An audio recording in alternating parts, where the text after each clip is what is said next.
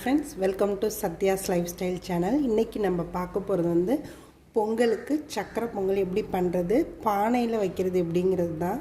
இது நீங்கள் ரொம்ப புதுசாக சமையல் பண்ணுறீங்க, இப்போ தான் நீங்கள் நியூவாக சமையல் அப்படின்னா உங்களுக்கு இது யூஸ் ஆகும். இது எப்படி பண்ணலான்றதை பார்க்கலாம். இதுக்கு என்னென்ன அளவில் வச்சா கரெக்டாக வருங்கிறது தான் இதில் நான் சொல்கிறேன். உங்களுக்கு இந்த வீடியோ யூஸ்ஃபுல்லாக இருக்கும்னு நம்புகிறேன்.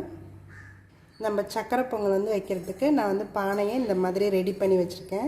நம்ம எந்த பானையில் வைக்க போகிறோமோ உங்களோட இது எப்படியோ நீங்கள் அந்த மாதிரி, நான் வந்து இந்த மாதிரி பட்டை போட்டு வைப்பேன், அதனால் அது மாதிரி வச்சுருக்கேன்.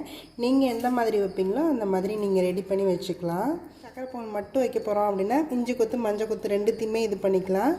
நான் வந்து சக்கரை பொங்கலும் வைப்பேன், வெண்பொங்கலும் வைப்பேன் பொங்கல் அன்றைக்கி. அப்போ வந்து நம்ம சக்கரை பொங்கல் எதில் வைக்கிறோமோ அதில் மஞ்சள் கொத்து, வெண்பொங்கல் வைக்கிறதுல இஞ்சி கொத்து கட்டி வச்சு ரெடி பண்ணி வச்சுக்கலாம். நான் இப்போ உங்களுக்கு ஆட்டுறதுக்காக சும்மா இது மட்டும்தான் ரெடி பண்ணியிருக்கேன். மஞ்சள் கொத்துலாம் இன்றைக்கி நான் கட்டலை.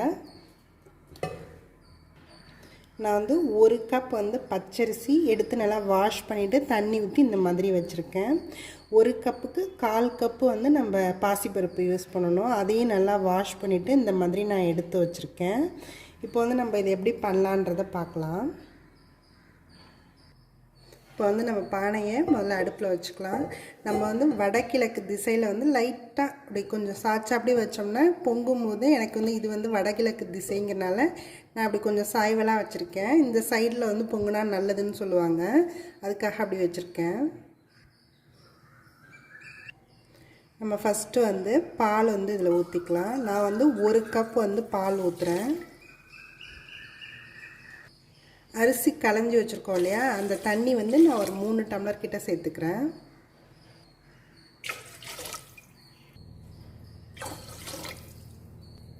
இதில் 3 டம்ளர் சேர்த்தாச்சு. அது இல்லாமலும் நம்ம தண்ணி வந்து எந்த பானையில் வந்து நம்ம வைக்க போகிறோமோ அதில் 3/4க்கும் கொஞ்சம் மேலே வச்சா டக்குன்னு பொங்கி வரும். அதுக்காக நம்ம அந்த மாதிரி வச்சுக்கலாம். சட்டுன்னு சூடு வரணுங்கிறதுக்காக நான் சும்மா லைட்டாக ஒரு மூடி அப்படி வச்சுருக்கேன். இந்த மூடி வச்சிட்டோம்னா, ரொம்ப லைட்டாக வெயிட் உள்ள மூடி வச்சோம்னா அப்படி பொங்கி வரும்போதே அதை ஆட ஆரம்பிச்சிடும். நம்ம அதை வச்சே கண்டுபிடிச்சிடலாம். இப்போ நம்மளுக்கு சைட்லலாம் இந்த ஆவி வர ஆரம்பிச்சிருச்சு, பொங்க போகுது. இப்போ பார்த்திங்கனாலே தெரியும், இந்த மூடி நவர ஆரம்பிச்சிருச்சு, நல்லா பொங்கி வந்துடுச்சு. இப்போ வந்து நம்ம அரிசி பருப்பு எல்லாத்தையும் போட்டுக்கலாம். நான் ஃப்ளேமை வந்து நல்லா குறைச்சிட்றேன்.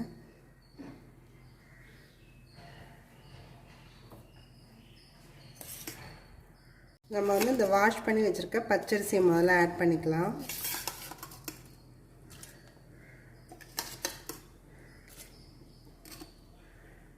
வாஷ் பண்ணி வச்சுருக்க பாசிப்பருப்பையும் நான் ஆட் பண்ணிக்கிறேன். இது இனிமேல் நல்லா வந்து இந்த அரிசி பருப்பு எல்லாம் நல்லா வெந்து குழஞ்சி வர வரைக்கும் வேக வேண்டியது தான். நான் வந்து இதில் ஒரு 7 டம்ளர் கிட்ட தண்ணி சேர்த்துருக்கேன்.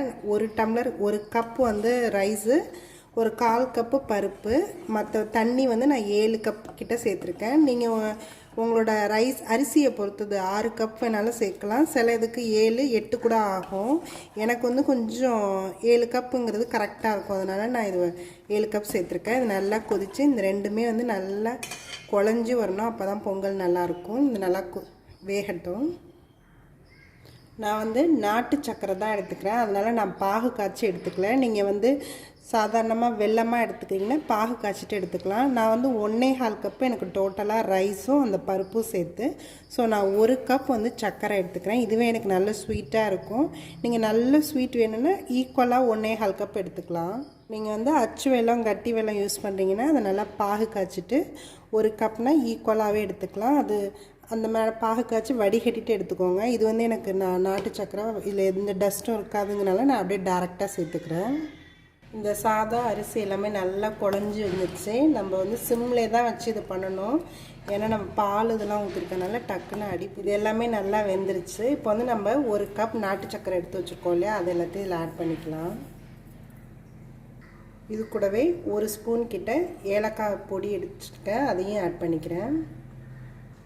இப்போ வந்து ஒரே 1 சிட்டிகை வந்து நான் சால்ட்டு சேர்த்துக்கிறேன். இது எல்லாத்தையும் நல்லா மிக்ஸ் பண்ணிக்கலாம். நம்ம இந்த சக்கரை பொங்கல் நல்லா ரெடி ஆகிடுச்சு. எல்லாமே சக்கரை எல்லாமே கரைஞ்சி ஒன்றாயிடுச்சு. இப்போ வந்து நம்ம இதுக்கு முந்திரி திராட்சை எல்லாத்தையும் வறுத்து எடுத்துக்கலாம். நான் பேனில் கொஞ்சமாக நெய் எடுத்துக்கிறேன். இதில் நான் முந்திரி பருப்பு ஆட் பண்ணிக்கிறேன். இது நல்லா ப்ரௌன் ஆகிடுச்சு. இதிலே நான் திராட்சையும் ஆட் பண்ணிக்கிறேன். இது போதும், இதோட நிறுத்திக்கலாம். நம்ம இந்த வறுந்த எல்லாத்தையும் நம்ம இதில் ஆட் பண்ணிக்கலாம்.